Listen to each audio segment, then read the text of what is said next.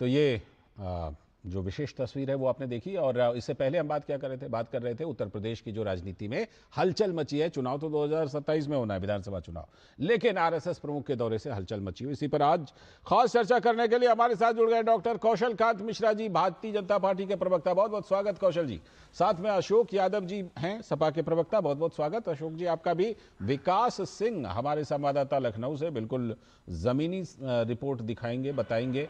और हमारे सलाहकार संपादक विनोद मिश्र जी यहीं पर हमारे बगल में स्टूडियो में हैं। मैं पहले सीधे विकास सिंह के पास चलता हूं। विकास सिंह बताइए, बहुत सारी चर्चाएं होने लगी भाई, जिस तरह से संघ प्रमुख की मुलाकातें, अलग अलग मुलाकातें हुई। एक तो ये बताइए कौन कौन सी विशेष मुलाकातें, चर्चित मुलाकातें हुई। और दूसरी बात ये कि कई तरह की चर्चाओं ने जन्म ले लिया। यहाँ तक कह रहे हैं कि भूतपूर्व मुख्यमंत्री, और यहाँ तक कह रहे हैं ब्रजेश पाठक जी के कुछ बयानों को उछाल करके भी कुछ बातें कही जा रही हैं। क्या क्या हुआ है लखनऊ में जिससे कि इतनी ज्यादा हलचल बढ़ गई, इतना ज्यादा राजनीतिक तापमान बढ़ गया? विकास। देखिए, सबसे पहले तो अगर संघ प्रमुख की बात करें तो अपने 2 दिन के प्रवास में उन्होंने कई बैठकें की और मुख्यमंत्री योगी आदित्यनाथ और प्रदेश के उप मुख्यमंत्री केशव प्रसाद मौर्य से उनकी मुलाकात हुई। उनके मुलाकात के संदर्भ में तमाम सारी बातें हुई, चाहे वो संगठन को हो, संघ को हो, सरकार की हो, या तमाम सारी बातें हों। और इसके साथ साथ संघ प्रमुख ने कई बैठकों का जो आयोजन किया, उनमें उनका उद्देश्य था कि समाज में कैसे एकता लाई जाए, उसके लिए उन्होंने तमाम सारी बातें कही। और रही बात, अब बात करते हैं उत्तर प्रदेश की राजनीति की, जहां 1 साल से कम का समय बचा है विधानसभा चुनाव को लेकर। इसके मद्देनजर उत्तर प्रदेश में आरोप प्रत्यारोपों का दौर जारी हो गया है और कहीं न कहीं राजनीतिक गहमा गहमी बढ़ गई है। साथ में बजट सत्र भी चल रहा है, चर्चा भी हो रही है विधान परिषद में।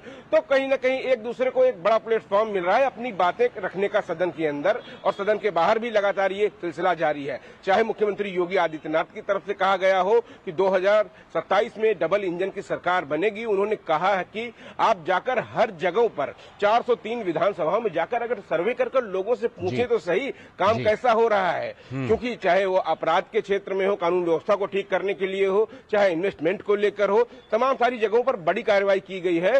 और कल ही उन्होंने एक बड़ी कार्रवाई की है कि अब उत्तर प्रदेश में समस्त जिला अधिकारी और पुलिस अधीक्षक सीधे जो जन समस्याएं होती हैं, जनता दर्शन होता है, सीएम कार्यालय उनकी मॉनिटरिंग करेगा। तो हर व्यक्ति का उनका कहना है कि ख्याल रखा जा रहा है। वहीं सपा की तरफ से तमाम सारे आरोप किए जा रहे हैं, चाहे वो एसआईआर को लेकर हो, चाहे तमाम सारे अन्य बिंदु हो। लेकिन कल चुनाव आयोग के द्वारा भी इसका स्पष्टीकरण दिया गया था, तमाम सारी बातें बताई गई थी जो आरोप लगाए गए थे। जी विकास, ख्याल रखने वाली जब आपने बात कही ना, तो ख्याल रखने को लेकर बड़ा महाभारत इस समय बचा था, क्योंकि ये ख्याल रखने की बात संघ प्रमुख ने भी कही थी, तो उसको लेकर बड़ा महाभारत बचा था। मुझे वो एकाएक याद आ गया। खैर विनोद जी, जो संघ प्रमुख का दौरा हुआ, संघ प्रमुख के दौरे में विकास ने पूरा ब्यौरा दिया, क्या कुछ वहाँ पर कार्यक्रम है, लेकिन इतनी ज़्यादा हलचल अभी से, क्योंकि भाई अभी चुनाव में कम से कम ये तो मान लीजिए कि साल भर से तो ऊपर अभी है ही कम से कम उत्तर प्रदेश के विधानसभा चुनाव में।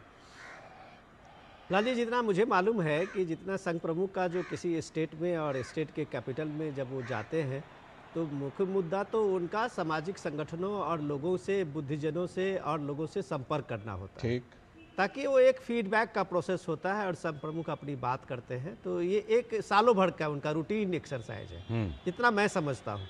क्योंकि अभी थोड़े दिन पहले वो जयपुर में थे, उससे पहले बंगाल में भी थे, इस तरह अलग अलग स्टेट में वो जाते रहते हैं। तो अब सवाल यह है कि इसमें चिंता किसको बढ़ा रहा है संघ प्रमुख के जाने से? योगी आदित्यनाथ वहाँ के सीएम हैं और दोनों डिप्टी सीएम हैं। अगर संघ प्रमुख उनसे मिल रहे हैं तो जाहिर सी बात है कि वो एक सामाजिक कार्यकर्ता, एक सामाजिक संगठन चलाने वाले लोग अपने उन लोगों से भी मिलते हैं, फीडबैक समाज का जो है उनको भी देते हैं जी। वो सुझाव के रूप में होता है।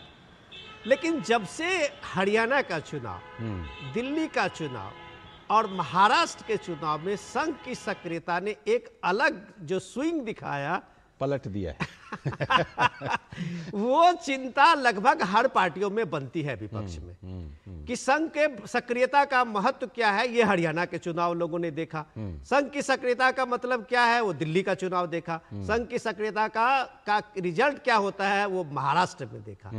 तो अब सवाल है कि क्या ये 2027 को लेके योगी आदित्यनाथ और संघ प्रमुख में ये मुलाकात है? क्या ये मुलाकात एक संयोग है या ये मुलाकात एक रणनीति का हिस्सा है, ये तो बीजेपी और जो सपा के प्रवक्ता है ये आपस में बात करेंगे। मैं इतना ही कह सकता हूं कि अखिलेश यादव जो लड़ाई सोशल मीडिया पे लड़ते हैं और सीधा एक माहौल बनाने की कोशिश करते हैं कि केंद्र के बीच में, योगी सरकार के बीच में दूरी है, उनके बीच में आप सीएम को लेके कहते हैं भूतपूर्व सीएम हैं। मुझे नहीं लगता है कि इस गॉसिप को वहां के लोग इस बात को मानेंगे जब तक आप जमीन पर नहीं उतरेंगे। ठीक, मैं इसको लेकर के सीधे फिर अशोक जी से ही बात कर लेता हूं। अशोक जी, ठीक है, जो बातें हुई हैं, जो घटनाएं हुई तो वो तो पब्लिक डोमेन में हैं, लेकिन पूर्व सीएम हो गए योगी आदित्यनाथ और दिल्ली और लखनऊ में बड़ी दूरी बढ़ गई, ये सब कहाँ से पता चला? जरा हमें भी, हमारे दर्शकों को भी बताइए कि ये पता कहाँ से चला, क्योंकि ऐसा हो सकता है, ये भी हो सकता है कि वो अपने घर को और दुरुस्त कर रहे हो भाई, क्योंकि 2024 में आप लोगों ने अच्छी सफलता पाई, निश्चित तौर पर सराहना हुई आपकी, तो वो जो उनको नुकसान हुआ उसको भरपाई करने के लिए और बेहतर रणनीति हो सकता है तैयार कर रहे हो। आपको ये कैसे पता चल गया कि वो भूतपूर्व सीएम होने वाले हैं और दिल्ली लखनऊ के बीच दूरी बढ़ रही है? अशोक जी। देखिए लालचंद जी, पहला आपने योगी जी का बयान सुना होगा जो उन्होंने कहा दिल्ली को गैस चैम्बर कहा। तो कहीं ना कहीं ये गैस चैम्बर कहने के पीछे क्या रणनीति, आप लोग बड़े पत्रकार हैं, इसको एनालाइज करिए। दूसरी बात, अभी कल ब्रजेश पाठक जी जो डिप्टी सीएम हैं, उनका एक चैनल को बयान में उन्होंने क्या क्या बातें कही। उन्होंने कहा, अप्रत्यक्ष रूप से जब उनसे बार बार पूछा गया योगी आदित्यनाथ को लेकर के कि वो लोग पुराने पार्टी के हैं, तो उन्होंने कहा कि आप इतिहास देखिए वो कहां से आए। तो सबने देखा, ये भी पब्लिक डोमेन में है। दूसरी बात, उन्होंने कहा कि जो लोग ब्राह्मणों की वहां पर शिखा पकड़ के पीटे वो उनको पाप लगेगा, जो पाप लगेगा, हाँ, ठीक है, बटुकों के। हाँ, तो अब पाप लगेगा, अगर इतना बड़ा उनको पाप से मतलब जो पाप लगेगा, या केशव मौर्य जी का जो बयान था शंकराचार्य जी को लेकर के, या विधानसभा में योगी आदित्यनाथ जी का जो बयान था शंकराचार्य को लेकर के, ये तीनों बयानों को आप अगर देखेंगे, इसका अगर विश्लेषण करेंगे, तो जो हमारे राष्ट्रीय जी ने कहा वो बात आपको निकल के आएगी। और दूसरी बात, आपने अभी अपने शुरुआती में एआई इम्पैक्ट के बारे में बता रहे थे, मैं बैठा था काफी देर से। एआई इम्पैक्ट देखिए, एआई इम्पैक्ट का क्या इम्पैक्ट ग्लोबल लेवल पर पड़ा है, इसको तो पूरा देश शर्मसार हुआ। लालचंद जी, कल आपने देखा कैसे एक यूनिवर्सिटी ने चाइना से रोबोटिक मॉडल को चोरी करके। और दूसरी बात, सबसे बड़ी विडंबना है कि हमारे कैबिनेट मंत्री अश्विनी वाजपेयी जी ने उसको ट्वीट किया और बाकायदे लिखा। सर, कहाँ के मुद्दे कहाँ से पे लेके जा रहे हैं? हम ये बात कर रहे हैं आपके लखनऊ की सपा की, आप एआई सबमिट पे करते हैं। अभी हम एक स्टोरी कर चुके हैं। मैं अगर आप कहते हैं कि आप एआई के इतने एक्सपर्ट हैं तो हम शायद आपको उसी में जोड़ लेते। खैर, लेकिन तीन बातें, ये ज्ञान सब आप यूपी में दीजिए। ठीक, लेकिन तीन बातें जो उठाई हैं कि उनका जो ये कहना है कि क्यों भूतपूर्व सीएम होने वाले हैं और दिल्ली लखनऊ में क्यों दूरी, उन्होंने तीन चीजों का जिक्र किया। वो तीनों चीजें हुई हैं। अगर मान लीजिए गैस चैम्बर को लेकर योगी आदित्यनाथ ने बयान दिया है, ब्रजेश पाठक की कुछ बातें हैं तो हैं, इस पर मैं चाहता हूं कि कौशल कांत मिश्रा जी बताएं। लालचंद जी, इसमें क्या खामी है कि अगर दो लोग हैं, अगर कोई चीज सही है उसको बोलने में दिक्कत क्या है? इतना बड़ा दल है, अपनी बात रखता है, हम आपस में बात करते हैं, इससे पहले कि विपक्ष कुछ बोले हम अपने आप में उसको सही करने की कोशिश करते हैं। इसमें गलत क्या है? अपने आप की गई गलतियों को अगर कोई हुई है उसको रिकरेक्ट करना तो एक अच्छी अनुशासन की बात है, अच्छे संदर्भ की बात है। तो मुझे नहीं लगता कि इसमें कोई इशू होना चाहिए। अब अखिलेश यादव जी को सपना आता है और वो सपने में क्या क्या देख लेते हैं उसके बारे में मैं क्या ही कहूंगा। और जो बार बार ये बात करते हैं कि ब्राह्मणों की, उन्हीं शंकराचार्य जी को तो इन्होंने लाठियों से पीटा था, तब अखिलेश यादव की मोहब्बत खत्म हो गई थी। समस्या क्या है कि जब से मोहन भागवत जी उत्तर प्रदेश में आए हैं, संघ प्रमुख उत्तर प्रदेश में आए हैं, उनके आने से क्या होता है? जहां वो जाते हैं वहां हिंदू जागरण होता है, और जब हिंदू जागा तब अखिलेश यादव भागा। ये नारा याद रखिए, जब हिंदू जागेगा अखिलेश यादव भागेगा। यही सच्चाई है। वो इसीलिए हमेशा हिंदुओं के खिलाफ बात करते हैं और जातियों का तुष्टीकरण करते हैं। यही काम लोकल पॉलिटिक्स के लेवल पे अखिलेश यादव करने की कोशिश कर रहे हैं। ठीक है, मैं आपकी बात से काफी हद तक सहमत होते हुए भी एक बात कहूंगा कि देखिए, पब्लिकली इस तरह के बयान आ गए, वो ना आते, अगर वो बंद कमरे में आपस में बातें हो नेताओं में तो वहां तक तो ठीक है, लेकिन पब्लिकली अगर इस तरह के बयान आए तो उसको अशोक यादव जी ने, उनकी पार्टी ने पकड़ा। विनोद जी कुछ कहना चाह रहे हैं? विनोद जी। अशोक जी, आप आजकल पता नहीं शंकराचार्य के बड़े भक्त बन गए हैं, जो डॉक्टर साहब बता रहे थे। हम लोगों ने भी देखा बनारस में किस तरह से आपने उनका सम्मान किया था। लेकिन सवाल ये है कि अगर ब्रजेश पाठक एक डिप्टी चीफ मिनिस्टर भी हैं, तो एक तरह से आप समझिए कि वो सामाजिक लोग भी हैं। अगर कुछ बटुकों को अपने यहाँ बुलाते हैं, उनको सम्मान करते हैं, तो आपको इसमें ब्राह्मण कहाँ से दिखने लगता है भाई? ये वो उनकी एक परंपरा, अपनी वो संस्कृति है बटुकों का सम्मान करना। हम कन्या पूजन करते हैं, हमारी एक परंपरा है। तो आपको जब ये बटुकों का सम्मान देखते हैं तो आपको लगता है कि ये कुछ रिएक्शन हो रहा है। इतना मत देखिए, मुझे लगता है कि आप इसमें कुछ ज्यादा ही ढूंढ रहे हैं। अच्छा। जैसे मणिकर्णिका घाट पे अभी ये काम चल रहा था कि वहां उसके सुंदरता को लेके बात होने लगी, तो आप रानी अहल्याबाई जी को ले आए, जैसे लगा कि आप लोग कितना बड़ा अहल्याबाई के भक्त हो, जो आज तक एक मूर्ति तक नहीं लगा पाए, वो भी मोदी जी ने लगवाया था वहां। सवाल नैरेटिव का नहीं है, सवाल ये है कि आपके पास मुद्दे नहीं है। सीएम योगी आदित्यनाथ ने आप तमाम पार्टियों के मुद्दे छीन लिए। मैं इसलिए डंके की चोट पे कह रहा हूं, जब विकास के साथ विरासत की बात यूपी में होती है, तो आज यूपी में भारत के किसी भी राज्य से ज्यादा फुटफॉल है। अगर हर साल वहां 4 करोड़ लोग पहुंचते हैं, बिल्कुल। अगर वहां राम मंदिर के शिलान्यास उद्घाटन होने के बाद आप देखिए कि अयोध्या की तस्वीर कैसे बदली है, काशी की तस्वीर कैसे बदली है, ऐसे जगह जगह का आप देखिए लोगों का कि बजट में आपने देखा होगा, तो शायद आप इस चीज का ज्ञान हुआ होगा।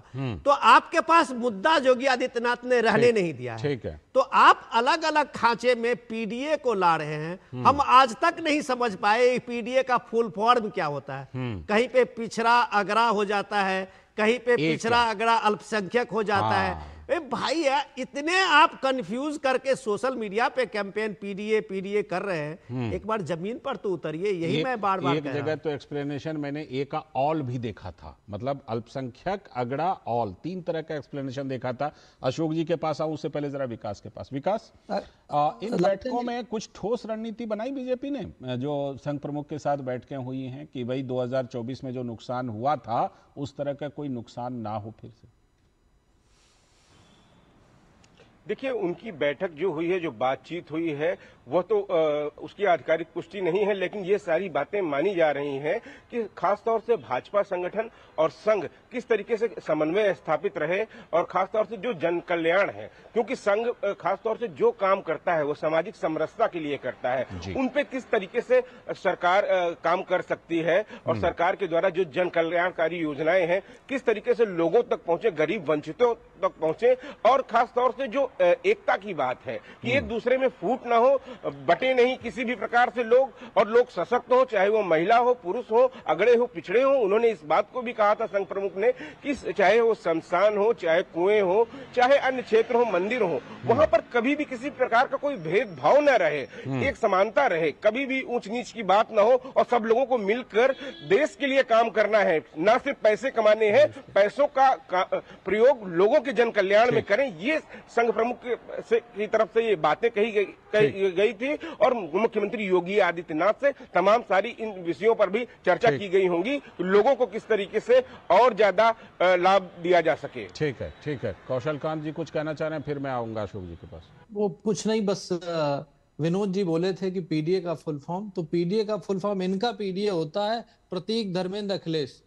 अच्छा, क्योंकि परिवार में ही खत्म हो जाता है सारा यही इनका पीडीए। एक ने कुछ और, कौशल जी, एक ने कुछ और इंटरेस्टिंग दिया था, party of Dimple and Akhilesh. Party बिल्कुल सही है, ऐसा मतलब तो एक सोशल मीडिया पर चलता रहता है, इसलिए ठीक। आइए अशोक जी, देखिए अशोक जी एक सवाल ले लीजिए। विनोद जी ने एक पहले सवाल के जवाब में कहा कि दरअसल आरएसएस ने जो काफी हद तक जो हरियाणा चुनाव में, महाराष्ट्र चुनाव में जो दिखा, दिल्ली चुनाव में, उससे समाजवादी पार्टी घबराई है कि अगर आरएसएस इसी तरह एक्टिव हो गई फिर तो उसका 2027 में भी ऐसा नतीजा या कुछ ऐसा हो सकता है। क्या ऐसा कुछ है? विनोद जी, देखिए 2 बातें हैं। पहली बात कि हमारे मित्र और आप लोग क्या फुल फॉर्म बना रहे थे। हाँ। तो भारत जलाओ पार्टी भाजपा, भारत में झगड़ा लगाओ पार्टी भाजपा, तो पूरी दुनिया जानता है। अच्छा, दूसरी बात, अभी कौशल जी ने कहा सोशल मीडिया पर, कौशल जी ने कहा जब हिंदू जागा, हमारे राष्ट्रीय जी का नाम उन्होंने लिया। मैं तो ये कह रहा हूँ कि जब पीडीए जागा, भाजपा के सारे नेताओं का नाम लगा के उसके आगे लिखिए भागा। जब पीडीए जागा, भाजपा के नेताओं का नाम लगाए उसके आगे भागा। अच्छा, दूसरी बात मैं बता रहा हूँ, आपने मोहन भागवत जी की बात की और उन्होंने कहा, आपने कहा कि सपा डर रही है। भैया डर कौन रहा है? 2024 में जब हम 37 सीटें अकेले गठबंधन के साथ 43 सीटें पाए, तो कोई शक उसके बाद भाजपा डरने का नंबर किसका है? ये इसके बाद हम ही डर भी रहे हैं। हमने इनको डरा करके इनके सबसे सर्वोच्च नेता का 3,27,000 वोट बनारस से कम कर दिया और डर हम ही रहे हैं। मतलब देखिए, ये इसको कहते हैं कि गब्बर चोर सेन में गावे देहाती में। अच्छा, दूसरी बात है, दूसरी बात मैं कहूंगा, मोहन भागवत जी हो या आरएसएस, अभी आपके एक संवाददाता ने कहा कि सामाजिक समरसता और उत्पीड़न के खिलाफ आरएसएस है। मैं आपको बताऊं, 27 सितंबर 1925 जिस दिन से आरएसएस की स्थापना हुई थी लालचंद जी, लगभग 100 साल हो गए, तब से जो इनके छठवें सर संचालक हैं, चाहे डॉक्टर केशव बल्लाम हेडगेवार से माधव सदाशिव गोलवलकर, चाहे भाऊराव देवरस, चाहे के सुदर्शन, चाहे राजेंद्र सिंह, चाहे मोहन भागवत, 6 लोग हुए ना। 6 में कोई सिंगल अगर बता दीजिए। इस पर अभी मोहन भागवत जी ने जवाब दिया था सुनिए, अभी कुछ ही दिन पहले। कौशल कांत मिश्रा जी का विनोद जी से भी मैं पूछ रहा हूँ, कौशल जी का कौशल जी आपका जवाब देंगे, ब्राह्मण होना जरूरी। कौशल जी जवाब देंगे, उसके बाद मैं आपको जवाब दूंगा। कोई अगर पीडीए का हो, कोई अगर पिछड़ा दलित का हो तो अच्छा, कौशल जी जवाब ले लीजिए। जवाब उन्होंने दिया है। हाँ, कौशल जी का जवाब ले लीजिए, फिर मैं आपको। अशोक जी सबसे पहले तो ये समझिए, जो आप 2024 कर रहे हैं, 24 के बाद अभी बिहार गया, क्या हालत हो गई आपकी? उसके पहले दिल्ली गया, आप आए थे, अखिलेश जी आए थे प्रचार करने, क्या हालत हो गई? हरियाणा गया, महाराष्ट्र गया, महाराष्ट्र में तो 3-4 तरह के चुनाव हो गए। ठीक। और अशोक जी सोचिए, आप लोगों ने क्या नैरेटिव सेट करने की, जनता के दरबार में झूठ की हाड़ी, काठ की हाड़ी बार बार नहीं चढ़ती। आप लोग ये नैरेटिव लेके चल रहे थे ना कि संविधान बदल जाएगा, आरक्षण खत्म हो जाएगा, ये हो जाएगा, हो जाएगा। जनता को पता चल गया कि आप लोग काठ की हाड़ी चला रहे, वो बार बार नहीं चढ़ेगी। ठीक। आपका टारगेट, जब मैंने बोला ना, जब हिंदू जागा, अखिलेश यादव भागा। ठीक है, विनोद जी को जोड़ना चाहिए। मुझे अशोक जी ने पूछा है, मैं डॉक्टर साहब जवाब देंगे। अमित शाह सब लोग एक्चुअली यही है। ठीक। एक्चुअली सच्चाई यही है। और जो बार बार पीडीए कहते हैं, पीडीए का नामकरण आप लोग बार बार बदलते रहे, इसलिए हमें रखना पड़ा। डॉक्टर साहब मुझे उन्होंने पूछा, इसलिए मैं जवाब दे रहा हूँ। बाकी अशोक जी और आप तो काफी अच्छा अपना डिस्कस कर रहे हैं। जी।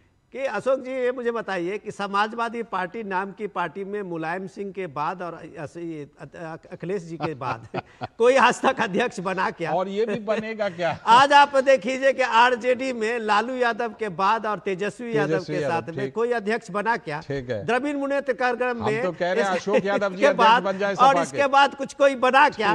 आप संघ में जात खोज रहे हैं। यहाँ अपनी पार्टी में आप ये पीडीए जिसको कह रहे हैं, एक दलित को बना के देखिए समाजवादी पार्टी का अध्यक्ष। आप कहते हैं पीडीए, मैं तो कहता हूं कि ओबीसी वर्ग में से आप लोगों को बन जाए।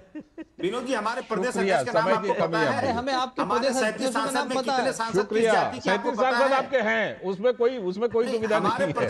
शुक्रिया फिलहाल अशोक जी, शुक्रिया कौशल कांत जी, शुक्रिया विकास, शुक्रिया और विनोद जी, आपका भी बहुत बहुत शुक्रिया इस वक्त में चर्चा में हिस्सा लेने के लिए। अभी वक्त है एक ब्रेक का, और ब्रेक के बाद जब लौटेंगे तो बात करेंगे कि पश्चिम बंगाल में एसआईआर को लेकर जो राजनीति चल रही है, वो उस पर खास तौर पर बात करेंगे ब्रेक के बाद।